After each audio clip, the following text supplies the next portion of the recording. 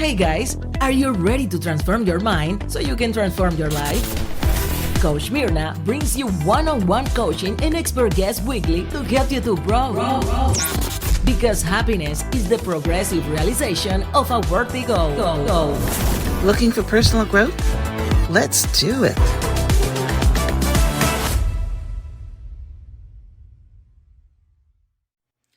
This episode is brought to you by Spark Energy Plus Focus. Let me share something personal. I'm actually very sensitive to caffeine, so starting my day with strong coffee doesn't work for me. I feel energized throughout the day, and then I'm up half the night. That's why I like Spark Energy. It gives me clean, steady energy without the caffeine overload. I can start my morning with Spark, get my workout in, record my podcast, and stay focused throughout the day and not have that 4 p.m. fade. Spark Energy Plus Focus is offering 30% off and free shipping. Go to drinkspark.com and use code TRANSFORM at checkout. That is DRINKSPARK.com. Use code TRANSFORM for 30% off plus free shipping. So for most men, here's how it goes. So we've documented, as you said earlier, 200,000 erections and 4,000 men. Previous studies about erectile dysfunction back in the 1990s or 2000s had like 300 or 400 men. And the academic doctors make a mistake throughout medicine. The academic doctors see the sickest people in their practices and they project those people onto the general population, but they're often two different groups. So here's a problem with erectile dysfunction. Here's the official diagnosis from the International Society of Sexual Medicine. First clause, inability to achieve an erection or difficulty sustaining an erection. Well, that's 12 to 13% of men who've been labeled as having ED. Those men, if anyone is listening to this show or a woman is listening to the show is involved with a guy who struggles to attain an erection on a regular basis. I'm not talking about, hey, he got drunk a couple of times. I mean, struggles to attain an erection on a regular basis. That man, far more likely than not, has a significant cardiological or urological problem and should see a doctor, not a family doctor. Welcome back to the Transform Your Mind podcast, the podcast where we transform your mind so that you can transform your life. Today's episode might surprise you because we're diving into a topic that most people think is only about sexual health, but it's actually connected to your overall health, longevity, and even your heart. Did you know that one of the earliest signs of cardiovascular disease can show up in the bedroom, and more specifically during sleep?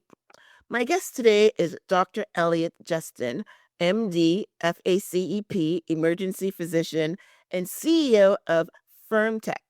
Dr. Justin is pioneering a new approach to men's health using wearable technology that objectively measures erectile health.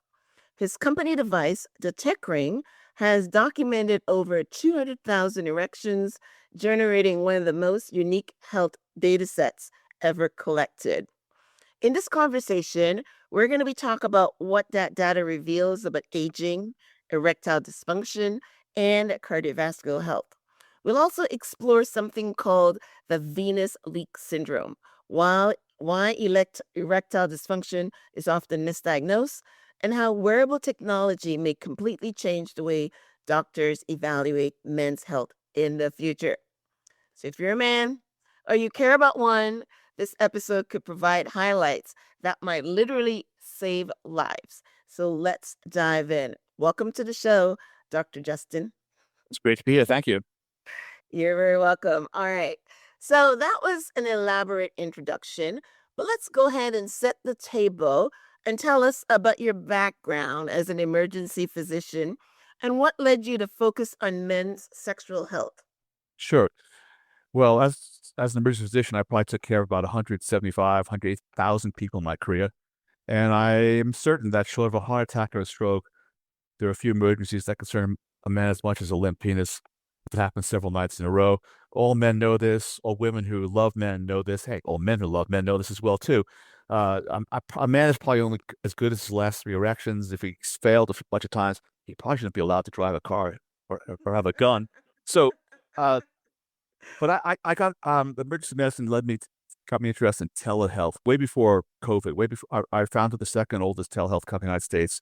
It's called SwiftMD. It's been sold, but kind of like Teledoc, I was interested in getting people to take care of themselves better at home. But beyond Teledoc, I want to do with remote patient management technologies. In other words, what can people learn at home to ideally get signals of poor health before they become more difficult to treat? And so that about 4 years ago, a urology professor at the University of Utah contacted me and said he wanted to count the number of nocturnal erections that men have. And I said, to be blunt, WTF? What are you talking about? Why do we care? And we all know about morning wood, and we laugh about it. And there's this notion that doctors, men have, that if I have morning wood, I'm okay, but one is not enough. So what Dr. Hotaling told me, he's not my chief medical officer, is that the number of nocturnal erections a man have are an leading indicator of his cardiovascular and his sexual health. Well, in medicine, we don't treat a lot of leading indicators. In medicine, we treat associations. High blood pressure is associated with stroke. Elevated lip proteins are associated with heart attacks, but they're not predictive. Only at the extreme are they predictive. Your blood pressure is really, really high. If your lip proteins are really, really high. But if my blood pressure goes from, I'll make it up, 120 to 140, it's not telling me really anything other than, hey, you might have a problem. But if a man's number of nocturnal erections that a man have come down by 50%, and the average man should be having 3 to 5 per night, and they don't know they're having them because on night shift, in fact, your penis is trying to talk to you and you're asleep. And there's no night nurse checking up on things. So, if nocturnal erections come down by 50%, that man has a close to 50% chance of having a cardiovascular event, angina, heart attack, heart failure in the next 2 years. So when Dr. Hotaling told me that, I thought, wow, that's like a fresh vital sign and one that's a lot more exciting to men than, gee, how many steps did I take yesterday? Or, some minor change in my blood pressure or my pulse went up 5 points. There are a few things that motivate men to, my perspective, probably yours as well too, Myrna, to get into better physical condition than their sexual health. And you get so the nocturnal erections are a twofer. They're telling you about your cardiovascular health and your sexual health. So why are they telling you about your cardiovascular health? Well, the blood vessels that narrow, tiny blood vessels that narrow the fastest, that we can pick up on easy examinations, relatively easy, are the retina and the penis. Now, the retinograms are hard to get. There are no apps yet for them. You got to make an appointment to see an ophthalmologist, and most men don't see ophthalmologists on a regular basis. And until our technology came along, there was really no way of assessing nocturnal erections easily. There was this device called a Scan that looks like something Dr. Frankenstein would attach to your genitals, wires coming out of it, and a big weighty pack, and so we want to come up with something that would be men could do be commercially viable for at home in privacy, most importantly under real life circumstances, not in the lab, not and we have made some very important discoveries about erectile dysfunction. It's a myth for most men. Here's how it goes. So we've documented, as you said earlier, 200,000 erections and 4,000 men. Previous studies about erectile dysfunction back in the 1990s or 2000s had like 300 or 400 men. And the academic doctors make a mistake throughout medicine. The academic doctors see the sickest people in their practices, and they project those people onto the general population, but they're often two different groups. So here's a problem with erectile dysfunction. Here's the official diagnosis from the International Society of Sexual Medicine. First clause, inability to achieve an erection or difficulty sustaining an erection. Well, that's 12 to 13% of men who've been labeled as having ED. Those men, if anyone's listening to this show, or a woman is listening to the show, is involved with a guy who struggles to attain an erection on a regular basis. I'm not talking about, hey, he got drunk a couple of times. I mean, struggles to attain an erection on a regular basis. That man, far more likely than not, has a significant cardiological or urological problem and should see a doctor, not a family doctor, a urologist or cardiologist. Because what those guys do is they go online quite often because they're embarrassed to talk about ED because the ED is really shaming. Is they go online and they get pills. And there's a Dr. Moby Kara. No one's probably heard of him, but in the urology world, he is famous. He's at Baylor University in Texas. Might be the most famous urologist in the world. And he recently said in a podcast, Viagra is Vicodin.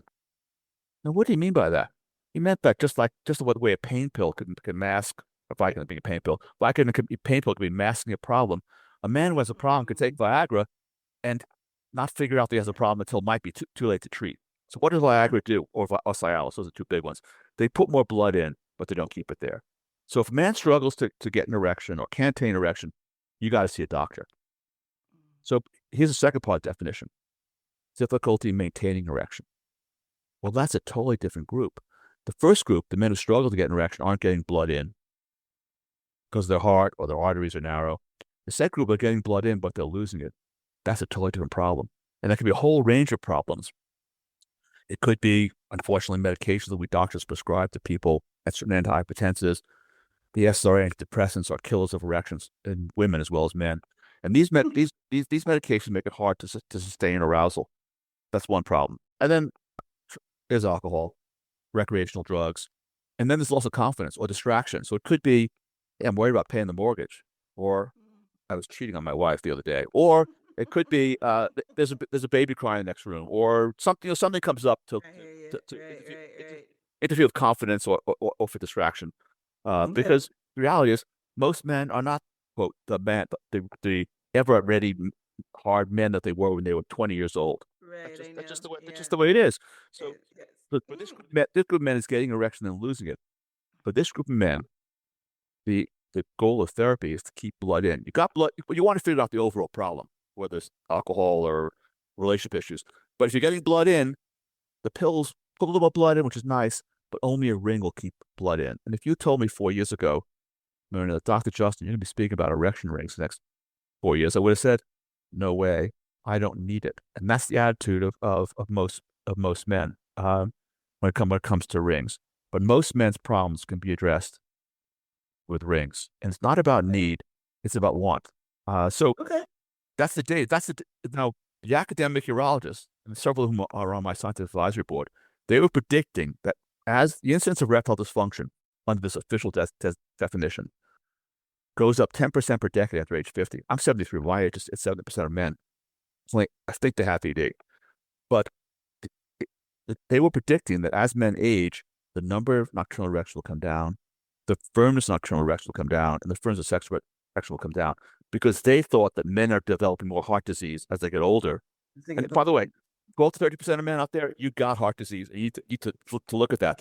But the vast majority of men, the problem is, if they're, what we discover with our data is that men are staying just as hard in their 60s and only tapering a little bit in their 70s as guys in the 30s.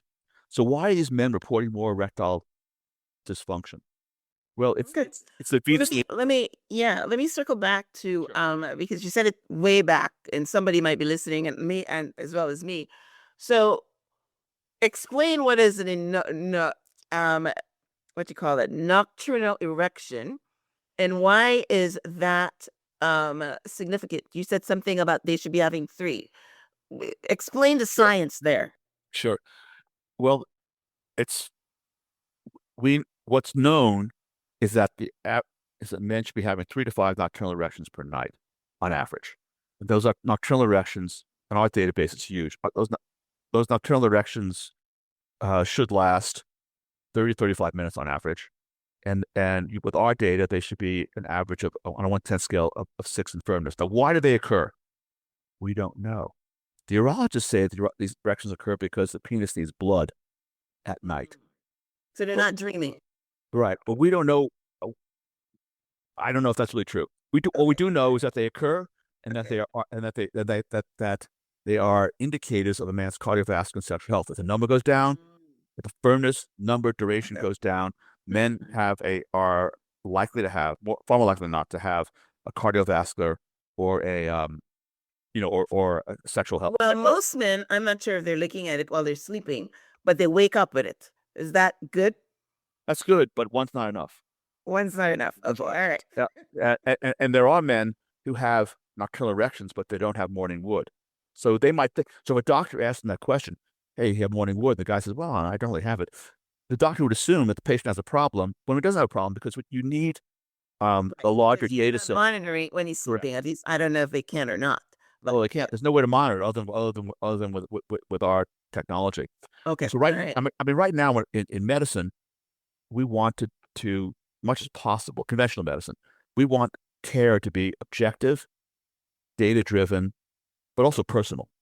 But we doctors right now are treating erectile dysfunction blindly. We just pass out pills.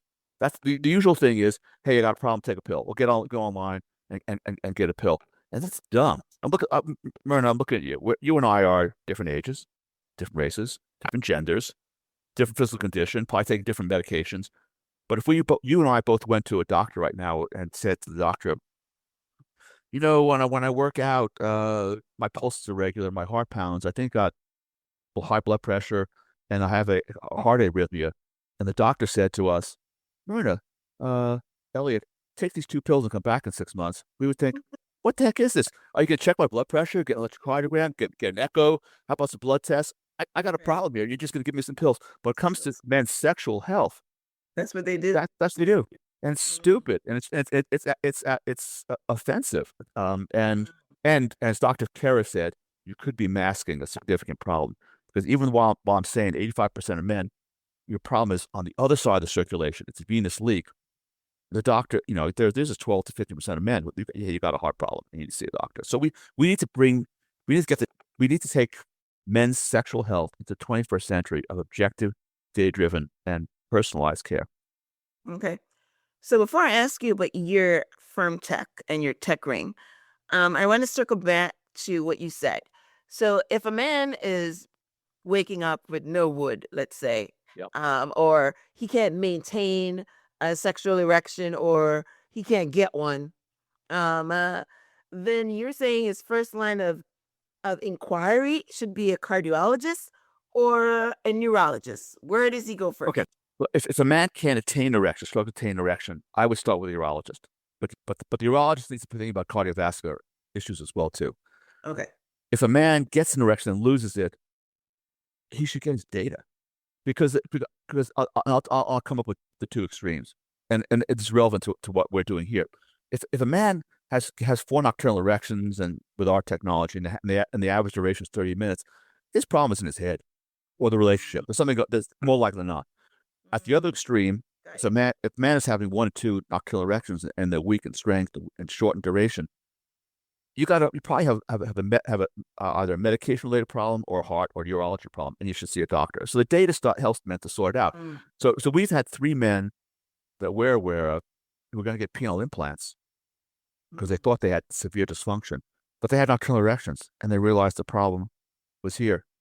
At the other extreme, we've had 4 men now who've told us they've gotten cardiac catheterizations.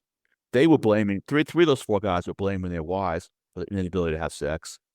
Hey, you're fat. Hey, I don't like the way you do things. Really horrible things. I mean, because one of these women shares. But that is in your head too. I mean, that can cause the problem. Yeah. Oh, sure. But these guys one guy had 0 nocturnal erections, right. and the other guys had 1 or 2, and they were weak. 3 of these guys I know got one guy has got a catheterization, but three guys got catheterizations and has significant blockages. And I'm not going to say that the technology necessarily saved their lives, but it could have saved their lives. Certainly identified a problem before it became a problem.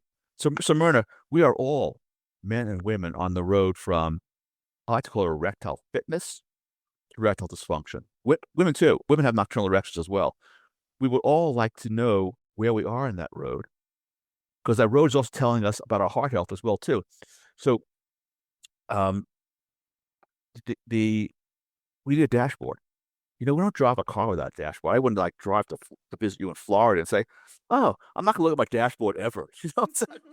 I wonder when I'm running low on gas. I wonder how my oil is. And we all like to know where we are on the road, and what we're giving people is a dashboard of their cardiovascular and sexual health, and that's profoundly valuable, because ideally you don't have a problem and you're good to go. But ideally, if there's a problem, you'd like to see the yellow light flashing before it goes red, before you have a breakdown. And if you do, ideally with data, you can start to reverse course. Yes, and I love data. I'm wearing a wearable too, Fitbit. So Yes, I love nice. I love data.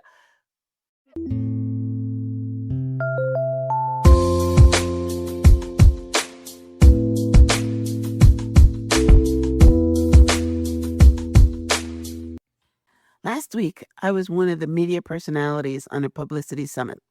In this summit, I had to interview 51 authors who wanted to be a guest on my show. It was a 4-hour-long event, and usually after but 2 hours in, I begin to fade. This time, I added a scoop of spark to my water and sipped it throughout the summit and had no fade. I was as energized at the beginning as I was at the end. Not only did spark give me energy, I was able to focus and give all 51 attendees my full focus and attention. Let Spark Energy Plus Focus be your go-to drink for pre-workout rituals or when you just need reliable energy to power through life. Mix it, sip it, and get dialed in and ready to go. With 0 grams of sugar and essential vitamins and amino acids for mental focus, Spark supports reliable, sustained energy and focus without that jittery spike and crash feeling. Make it your go-to pick-me-up for the 2 p.m. slump, or swap coffee for Spark to start the day strong. Spark has 120 milligrams of caffeine. Amino acids and taurine help balance the caffeine without jitters or crashes. Choline helps support performance, mental focus, and clarity. It is trusted by millions with thousands of 5-star reviews. If you are ready to add spark to your life, Spark Energy Plus Focus is offering 30% off and free shipping. Go to drinkspark.com and use code TRANSFORM at checkout. That's code TRANSFORM at DRINKSPARK.com. So what inspired the creation of FirmTech and the Tech Ring? Well, what was your aha moments on that? Well, it's interesting because I live in Montana. I ride horses. My wife says I ride like a 10-year-old. I say I ride at least like a 25-year-old. But I kind of ride. I'm fairly, let's just say, aggressive, rider. And about a bunch of years ago, I broke 6 vertebrae. By the way, I think I destroyed that tree. But I broke 6 vertebrae. Unfortunately, didn't have a spinal cord injury. And that got me interested in what's been done to rehabilitate men who've had spinal cord injuries. And I called it Project O, and it led. I tried to neuromodulate human sexuality.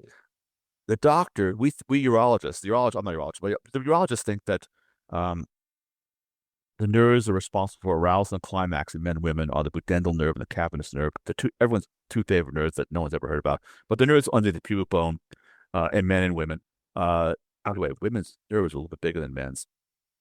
Ladies win again in this area. But the I tried. There were reports in the medical scientific literature that like it's like cardiac pacemaking. Put an electrode in, you can pace the heart. Put an electrode down there, you can pace sexuality. I tried it out on 2 rams and got moderate benefit, and then I just decided to have a friendly urologist try it out on me. I had an implant electrode behind my pubic bone, and I felt nothing. But I don't think we understand really how about arousal and climax, the neurophysiology of it in men and women, because it should be about electricity at some point, but we don't really know. My wife says it's Aphrodite. Let's go with that explanation for a moment. But anyway, a urology professor at the University of Utah 4 years ago heard about Project O and said he wanted to work with me. But the other aha moments came when I was scratching my wife's back because I needed to come up with these erection rings that you get at sex toy stores. They pinch, they're uncomfortable. These O rings, they've never caught on among men the way say vibrators have caught on among women because they're uncomfortable and they don't work all that well. They're not safe. So I need to come up with a way of developing a ring that could be worn overnight, a smart, safe wearable, basically. So I was scratching my wife's back. I think about half the heterosexual sex in the world probably starts when a guy is scratching his wife's back. Because when the bra comes off, it's irritating the skin. Many of you probably experience this as well, too, especially in a hot climate. Why does the back want to be scratched? Because there's a silicone band in the back of a bra, and silicone pulls on the skin. And over the course of the day, women adjust their bras, because my wife comes out of the fashion industry. Women adjust their bras 8 to 10 times a day. And why is that? Because it's pulling on the skin. So I saw my wife's, because it's made out of silicone. I saw that on my wife's desk there was a stress ball. And I thought, duh, stress balls are not made out of silicone. They're made out of soft, stretchy elastomer, like our erection rings. So I thought, why don't we make an erection ring out of an elastomer? That way it could probably be worn overnight because I don't want to block off the arterial blood flow the way these O-rings do. Mm-hmm. And then the other aha moment was I saw her bra on the ground. And I think you'll recognize this closure mechanism, Mm-hmm. the hook. So women don't put on bras over their head. They use a hook. It's hook open and close the bra. I thought, why don't we make an erection ring that opens and closes with a hook? So it's easy on, easy off. And those are the aha moments, basically. That inspired you, right? Yeah. Okay. And that was about 3.5 years ago when we've been really delivering data for research that's changing men's health and heart health. So there are 2 papers underway right now comparing our data to CT calcium score. CT calcium score is one standard screening test for cardiovascular disease, especially men and women over the age 45 or 50. Well, is our device essentially like a poor man's CAT scan of the heart? I don't know. It looks promising though so far, but the data it's not fully published. And our technology now allows men to assess what's the right dose of an erection pill, what's the right dose of testosterone, will I benefit from shockwave therapy? All these modalities that are being recommended for men can now be looked at objectively.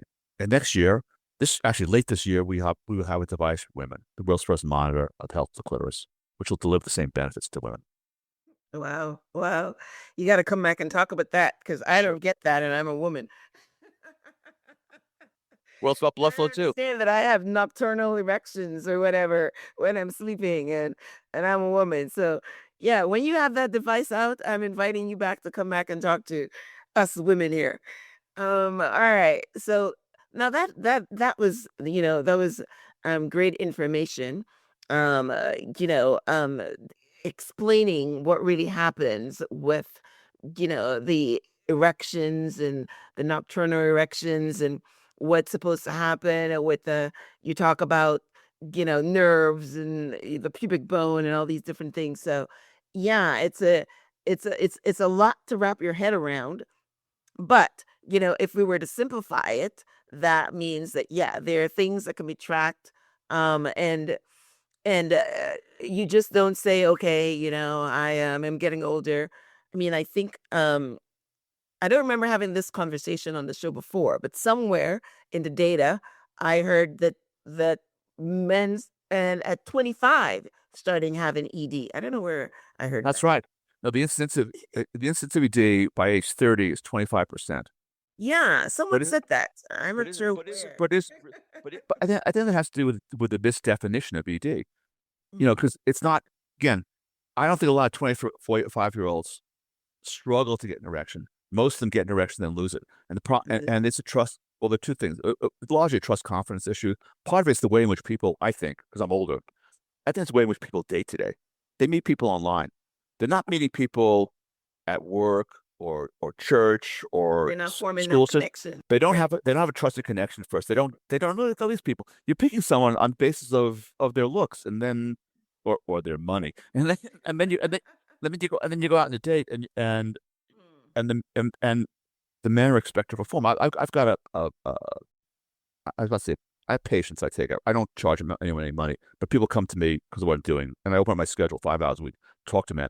I got a guy right now in New York City who looks like every woman's ideal. He's like 35 years old. He's next model. He's making a lot of money in the finance sector. He's 6'4". And he's smart, but he has totally lost. He thinks he has ED, and he actually injects to get an erection because you can inject the prostaglandin to produce an erection called Trimix. Well, that's, from my perspective, that's sad. It's just, so why is that? He's going out with 2 or 3 girls a week. And, maybe a 20-year-old could perform under those circumstances, but he has an unrealistic expectation that, gee, and the You women think it's in his head, but he doesn't have a medical problem. he's used our technology. He's got ample nocturnal blood flow. Right, right. he has spun himself into he wants to be top performance every time. Well, but the injections aren't totally safe. They're Of course not. uncomfortable, and they produce Yeah. really long lasting erections. Uh, Yeah. and and he's just got he's just in a mental state from my perspective. But he bought out technology because he wanted to know if the problem was in his head, Right. Right.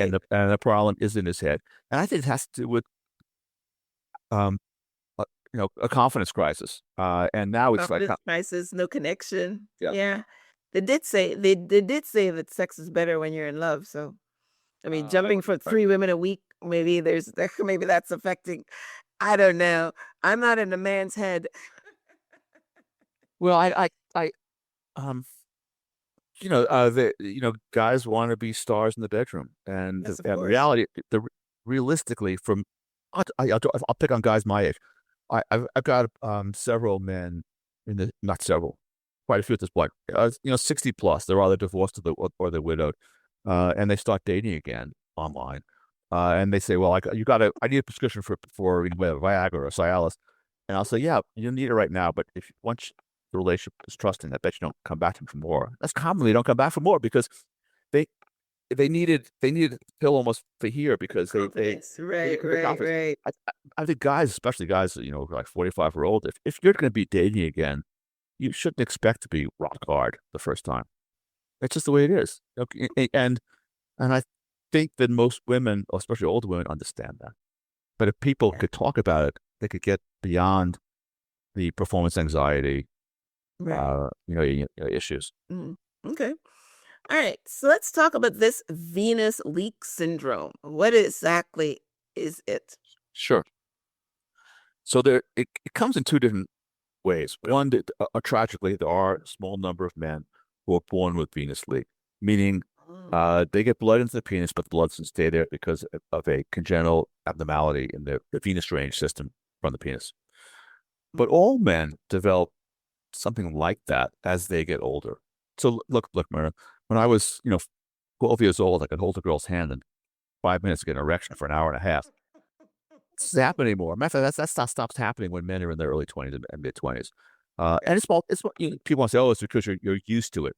Not totally. It's because as men get older, we don't hold blood as easily in our penises as we did as when we were younger. So this happens elsewhere in the body too.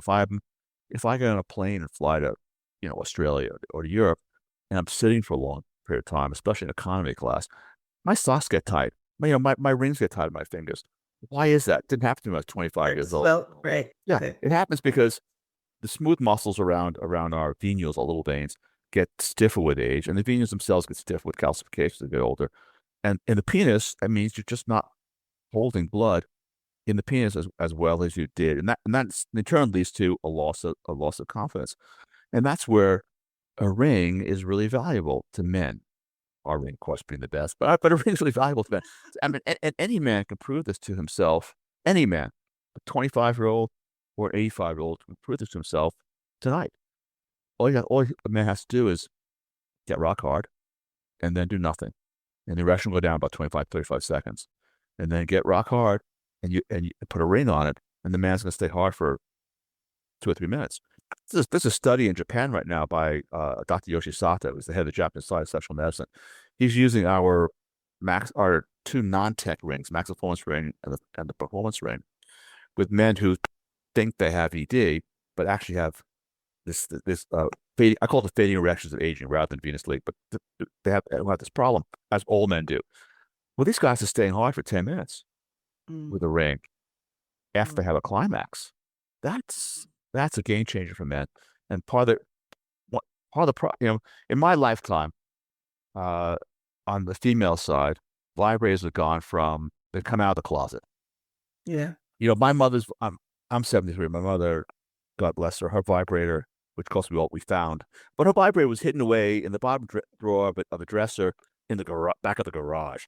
And it was this big Yeah, because wanted thing. they're still ashamed they're using it, and Yeah. yet some people just talk about it online. Yeah, well, because the shame is kind of is vanishing. So back in the 70s and 80s when I was dating and I was also becoming a doctor, there was this concern that, hey, vibrators will be the end of the American family. Women will marry their vibrators, or their vibrators are numbing and they're unnatural, blah, blah, blah.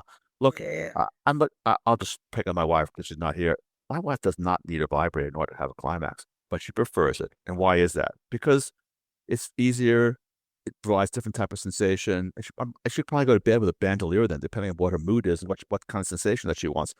Our daughter, gave them away at her bachelorette party. They become normal. They're still just embarrassing, but they've really become normal. Yeah. But erection rings have not. And because there's a male pride. It's always you said it earlier. A man's confidence is tied to his ability to perform. And, they feel that if they have to have an erection ring, in fact, a lot of men, at least the men that I've been with, don't even like having a vibrator in bed because they feel that the vibrator is doing the work and they need to do the work. Again, it's a confidence. Get over it. So,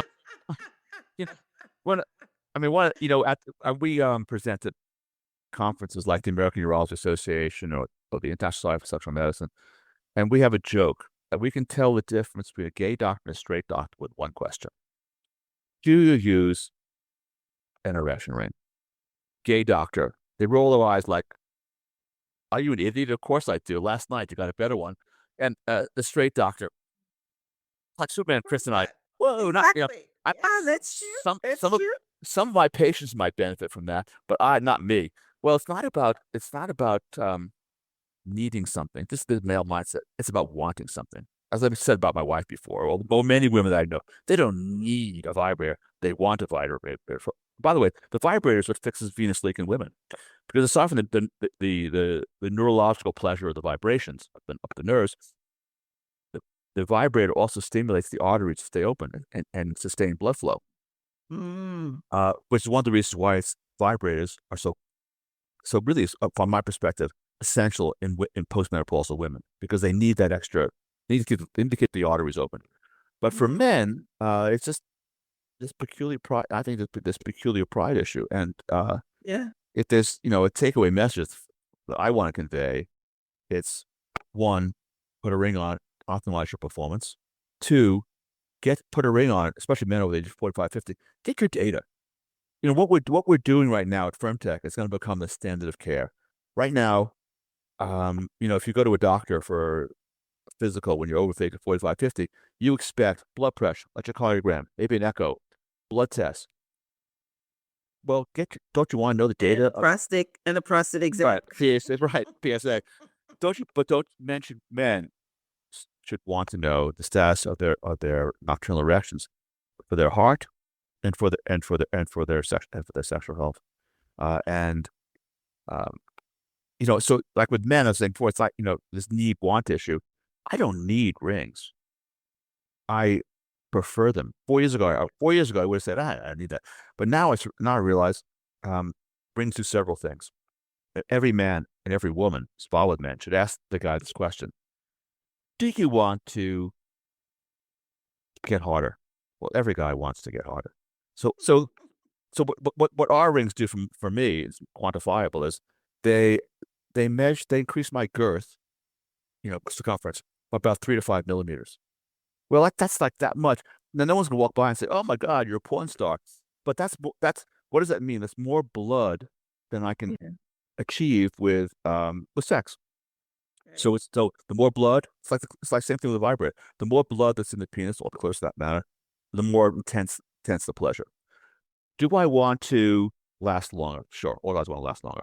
Do I want to be more confident? In other words, not worry that, gee, if I had that third cocktail, not be able to play tonight, or if I stay up dancing until 1 o'clock in the morning, I'm just gonna be too tired. Or my wife and I had a fight early today, so I'm gonna put it off because I'm worried about losing it. So do you want to be more confident? Yes. Mm-hmm. Next question is really important to men too. Do you want your partner to be more confident? Of course. What does my wife like about rings? She doesn't have to worry about me. She knows that with minimal stimulation, because in a healthy marriage or partnership, woman always climaxes first. In a healthy relationship, she wants to focus on her own pleasure, but she has to worry about me losing it because she loves me. That problem goes away with a ring. And the last is, to men is, do you want to have a more intense orgasm? Well, of course. So how's the ring produce a more intense orgasm? Well, the first is you're retaining more blood. And the second is with a well-designed ring, and ours, we have research to back up this with our rings. If you put the right amount of pressure over the urethra, it prolongs the male ejaculatory phase. So our goal was to increase the male ejaculatory phase by 50%. So my ejaculatory phase with our maximum performance ring goes from 4 seconds to 7 seconds. Well, that's an incredible orgasm. I don't have sex without it now. Why? Because I want it. And my wife likes the fact that I want it as well, too, because she wants me to have more pleasure as well, too. It's not about need. It's about want. And men need to start thinking about that the way women think about vibrators as well, too. It's not about need. It's about want. Do you want to? Yeah. Right. Yeah. Well, listen, you're the guys who are listening to you right now that are seeing you talking about a healthy sex life in your 70s, they're definitely going to go out and buy your ring right now because you are definitely the poster child for this conversation. So that's amazing. All right. So, what are 3 things men can do today to improve their vascular and sexual health without the ring? Sure. Well, a lot of the guys that I take care of are you're overweight, sedentary. You need to exercise. You need to go. Look, it's really embarrassing as a guy if after a few thrusts you have to lie on your back because you're winded. So men need to lose weight and be in better cardiovascular tone. And I recognize it's a challenge today. Most jobs are sedentary; they're not physical. And there's a lot of really tasty, wonderful, cheap food out there that's going to get your fat. So you need to pay attention to that. All men should know what their free testosterone is. The free T is the amount of testosterone in your blood that's available, not just for your sexual health, for you to prevent. And by the way, women should know that T as well too. But to prevent brain fog, to maintain your cardiovascular health, to maintain the health of your muscles and prevent osteoporosis. Really important to women as well, too. It's one of the reasons why women should take testosterone. So you need to be better physical condition. You need to monitor your testosterone. You need to have sex regularly, too. It's use it or lose it. The penis and the clitoris will atrophy, and you will lose confidence unless you have sex regularly. I've got men I take care of who often for religious reasons, they don't masturbate, they get divorced or they're widowed. 5 years go by, they meet someone, they want to resume sexual relations. Well, they've atrophied and they've lost their confidence. So it's use it or lose it. So those are 3 things. So let's just talk about the benefits of regular sex just a moment. In men and women, there are studies in men and women that show that men and women have sex 5 to 7 times a week, an orgasm, whether themselves or with a partner, they can cut their cortisol level, the stress hormone level, up to 50%. There's a huge study out of the United Kingdom looking at men over the age of 70. Men who have over the age of 70 have sex 3 times a week versus men who have sex less than 3 times a month, decrease their risk of sudden cardiac death by 50% over the next decade. You're going to die anyway. But just for that one study alone, doctors should be prescribing this to men. It's much. You go to the doctor and says, "Have more sex." Yeah, and then there's. I never heard the 5 times a week. That's a lot. But I heard the 3 times one. Well, it's not that much. Every day. What are you talking about? Why not? Just the way you should exercise pretty much every day. Yeah. So the last one is interesting to me because there are multiple studies showing that couples that have sex 3 times a week versus couples that have sex less than 3 times a month have half the divorce or separation rate. That's true. What we know about the profound impact on mental health and physical health and the immune system of separation, plus the impact on your children. We know that, granted, people can successfully single parent. I'm not saying it's impossible, but we know that the children of couples in a sustained relationship more likely to finish high school, less likely to do drugs, less likely to commit crimes, less likely to become alcoholics, more likely to finish college, even have higher incomes. Yeah. You should have sex for your children. Even if you don't love each other, have sex for the sake of your children. I like where this is going. Yes, I like where this is going. Yes, right. Yes, excellent. Yeah. Right. Awesome. All right. So, tell us now about the tech ring. I see you've got one there. Show it to us. I'm understanding from our conversation that it's not just a ring. It has something that it's like a wearable that tracks data. Tell us all about that. Right. Yeah, we're in the Google and Apple stores. I'll show you my data in just a second. There's a sensor here. There's a button there, and there's another sensor embedded in the hook. Just happen to have a dildo on the desk because I'm in this kind of business. And it doesn't go on like a regular erection ring. Testicles get dropped in, wraps around, closed with a hook. So as the penis expands in size, it pushes on the pressure sensor and pulls on the strain gauge, gives the computer 2 data points that the computer then translates into a firmness on 1/10 scale. Hold on a second, I will pull up my data here, if my phone will cooperate with me. Oh, I tried to turn my phone off. No wonder it's not. I may turn my phone back on again. Okay. And I'll show you the data in just a second. So we're the Google and Apple stores, and the data will tell a man not just how well he's doing, but we'll compare him to every other man in our database, and also to men within 5 to 10 years of him. Here we go. 1 sec. You'll soon see the picture of my dog and my horse, my dog and my daughter, rather, but let me get past that. So that's our logo, FirmTech. Okay. And I press on the logo. Hold on. So here's my data. I'm a 9-to-1 and a 1-to-10 scale. The average man my age is a 7.5, so I'm doing well. I'll show you. Sure. I'll show you what a recording looks like. This is my data. So that's last night. I'm having 6 nocturnal erections. The average man my age has 2.8, so I'm doing well. Good for you. I'll show you what a recording looks like here. Here's a recording. There we go. So on the far left, that's my wife and I making love, and then I'm having 3 nocturnal erections afterwards. Wow. So I mean, even if your data is normal, and my data is above normal, like not to brag, but hang on. So your data is above normal because you've been using the data and making adjustments, or you were doing some other things? I think my data is above normal because I work out regularly. Okay. I'm not overweight. I don't smoke. I don't drink to excess. I have changed medications. When I first got my data 2.5, 3 years ago, I was on a blood pressure medicine that when I got off it, my erections got harder by 10-12%. Not enough for you to notice, only enough for the data for the data to show me. Okay. And I like I said, I try to have sex regularly because it's use it or lose it. So to be fit for you. That's amazing.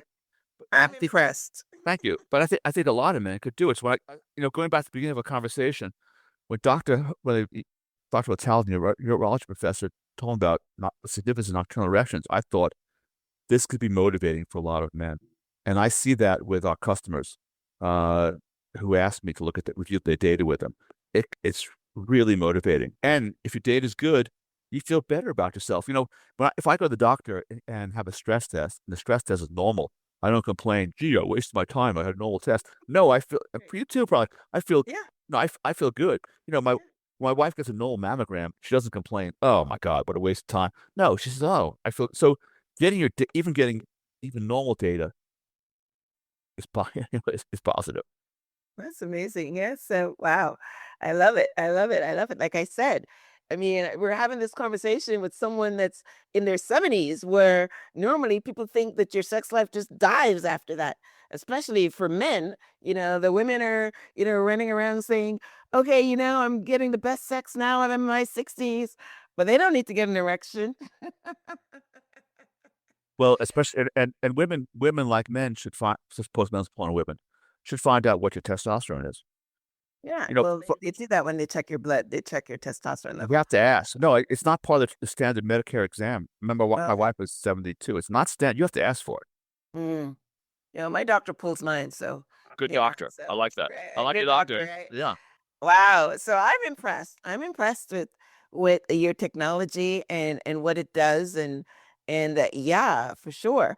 So tell us now, I mean, how they can get your app, your website, if you're on Sure. social media.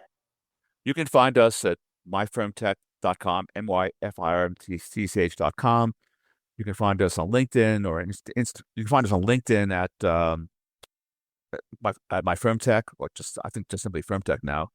If you want to contact me on LinkedIn, just put in Dr. Elliot Justin and you can contact me. It's Elliot with two L's, Elliot. Okay. And the app is, you said, then they go in the app Free. store, they just look for My FirmTech. But yeah, so exactly. You go to Google or Apple stores and you just put my FirmTech in. All right. Wow. That's amazing. Well, listen, I enjoyed the conversation.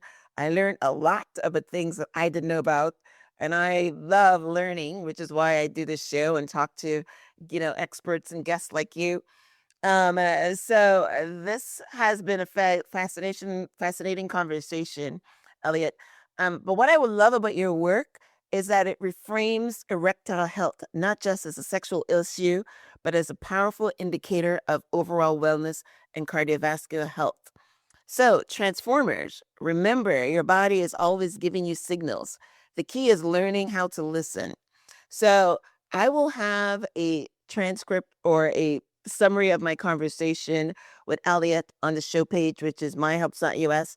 I will link out to his website and link out to his app and also his LinkedIn profile. So if you guys have any questions that we didn't cover here, then of course, I'm pretty sure the women are probably going to have some more questions than the men, but because who benefits from having a man that can get hard? Women. The man, it's his ego and, he needs stuff sex and needs to feel good, but the women benefit. So I'm very definitely interested in your product, and I'll probably buy one for my husband so that he can keep track of his data. So amazing conversation. Yeah, well, this is a chance for women to take a knee and put a ring on it. Yes, I know, right? I'm pretty sure that's Beyonce's song, "Put a Ring on It," right? We're talking about a different kind of ring now. Yeah. So as we wrap up, Elliot, any last words before we go? Yeah, this data, men should want to get the vital signs of their most vital organ, and with technology, you can now learn about your sexual and cardiovascular health. Your doctors probably don't know about this. You need to educate yourself. If you want to have life, the lifetime of lovemaking that everyone desires, you need to get your data and get on and see where you are on that journey. Yeah, yeah, I agree wholeheartedly. This is something that, instead of saying, it comes with age. When I get in my 40s and 45 or something, I have ED, and you're right, I go and I take Viagra or Cialis. But yeah, take advantage of being proactive. And Dr. Peter Attia would say, don't just treat the symptoms, go in and try to find out what is the cause of anything. And if you find out whether there's a cause of anything, you can reverse it. And hey, Elliot is, hey, I'm like loving, talking to this gray-haired man that is in his 70s and have wonderful sex and having like six nocturnal erections during the night and all these beautiful things. So hey, if he can do it, then he can help you do it too. That's basically what happens. If you can see data, it's possible. And if you know something is possible, then you need to get on board, because it's a beautiful thing. It's a beautiful thing. And it increases your health span and your lifespan, because sex is good for you. All right. I love it. And I also love the little, for a lot of couples are not having sex. So I am very glad that you actually put that in there. But sex is good for them, for their kids. It's good for the marriage. It's good for their longevity. It's good for their cortisol levels. That's one that I heard because yes, Yeah. when you have high cortisol levels, I didn't know that sex can help reduce that. So thank you for that little data there. You're welcome. Hey, look, you can't hack it unless you can track it. And now you can track your sexual and cardiovascular health while having sex. Yes, exactly. Awesome. All right, guys. Well, listen, this was a pleasure talking to Elliot today. It was a pleasure for me to bring this information to you so that you can improve your sexual health. So thank you guys for tuning in. Thank you, Dr. Justin, for being on the show. Until next time, keep transforming your mind so you can transform your life. All right. Bye.